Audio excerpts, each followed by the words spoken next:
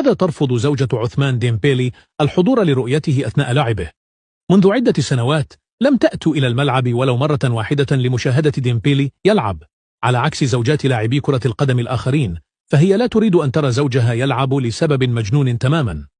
منذ عدة سنوات يشارك عثمان ديمبيلي حياته مع الشابة المغربية ريما إدبوش. عندما التقيا كانت من مستخدمي تطبيق تيك توك، ولديها عدة ملايين من المتابعين.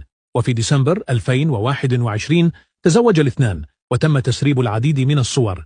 ولمن لا يعرف، فإن عثمان ديمبيل هو والد فتاة صغيرة أنجباها في سبتمبر أيلول 2022. ولكن منذ عدة سنوات لم تظهر ريما إدبوش في ملعب كرة قدم لمشاهدة زوجها.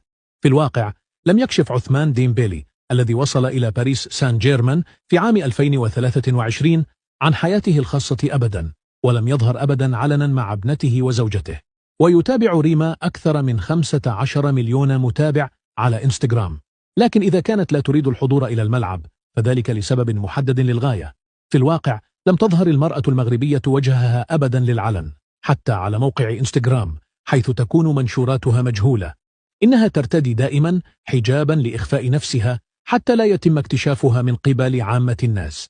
إذا لم تذهب إلى الملعب فذلك على وجه التحديد للحفاظ على حياتها الخاصة وعدم التواجد في وسائل الإعلام